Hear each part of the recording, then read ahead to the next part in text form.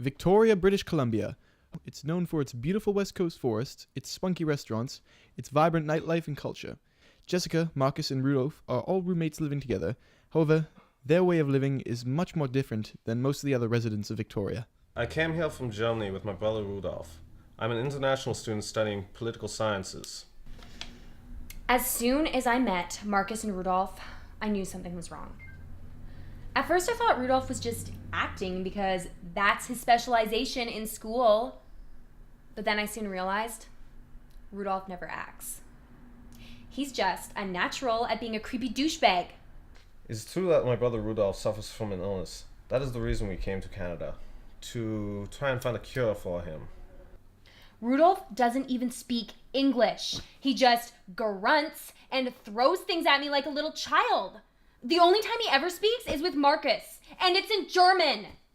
Rudolph suffers from mortis vivens morbus, a very rare disease that stops the cerebrum cardiac from working, but leaves the subject still conscious of their surroundings.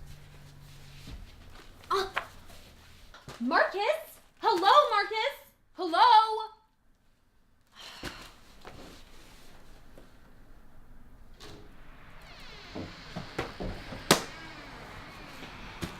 Rudolph, this is the 5th time this week you've left your meat on the couch.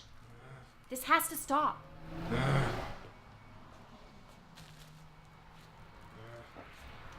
Are you listening to me? Rudolph? Rudolph? Ah! Sometimes I feel like I'm a bit too hard on poor Rudy. But he's a sicko. This one time I came home and he had cooked me a stir fry, and at first I thought he was just being really sweet, but then I realized it was brains. He has a full section in the freezer filled with imitation human. Why can't he just eat that? I wouldn't have minded if the stir fry was made out of that stuff.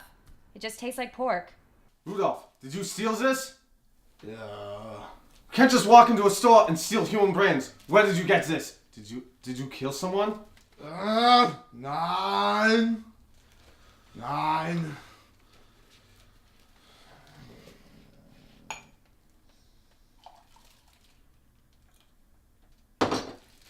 Jesus, what the fuck? Another brain? Get that shit out of here. The problem with Rudolph is that he cannot eat food like normal humans. He has to go to the hospital every now and again for a blood transfusion. But sometimes he'll come back and he'll have pieces of brains in his teeth, and I'm always aggravated to ask him where he found them. You really shouldn't be so harsh on him. Oh my god, Marcus, no normal person in Victoria keeps brains in their freezer. It's weird. He has to get imitation human because if he eats real tasting meat, it makes him throw up. Is imitation human even legal? In 2006, Eastern Europe and Germany suffered a tragic outbreak of E. coli. It was at this point that Rudolph became infected. It was unknown to the doctors treating him that his body was allergic to the metamorphic enzymes that were in the antibiotic. The allergic reaction caused a seizure deep within the cranium that cut off the vitalistic sensory valves of the neurosis. Since then, Rudolph has literally been a dead, walking, talking person. He was diagnosed with the disease a couple years ago. So far, we cannot find a cure. Who's having the party on Saturday? Rebecca. And it's at the club for her birthday. You guys can come? Girls! Yes, there's gonna be girls there, Rudy. But you can't lick their wrists. People just don't do that. It's weird. Yeah. When I first met Rudy, he didn't shake my hand. He just sniffed my wrist. He says it gives off a stronger scent of humans than the rest of the body. It is very strange. Melinda, this is my brother Rudolph. Rudolph, Melinda. Hello. Nice to meet you. Rudolph, you should finish making dinner, perhaps. I'm sorry.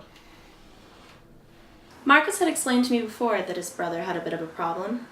Apparently, he tried to set me up with Rudolph, and he just kept licking my wrist like I was some sort of salt block. I found it rather charming. So, I hear you're studying to be a doctor? Yes, I'm at my 5th year at the university. What are you specializing in? I'm a blood specialist. I'm very interested in hematology. So you work with blood a lot? Yes, every day, in fact. Was ist die sein? Scheiße! The problem with Rudy is that he's very creepy, but at the same time, he's very harmless. He's just very interested in women because, well, he's never had a girlfriend. I guess it's just some weird type of fetish. Wrist sniffing? Well, at least we know he's into girls. While Marcus, Jessica, and Rudolph may have an interesting living arrangement, their lives go on perfectly normal.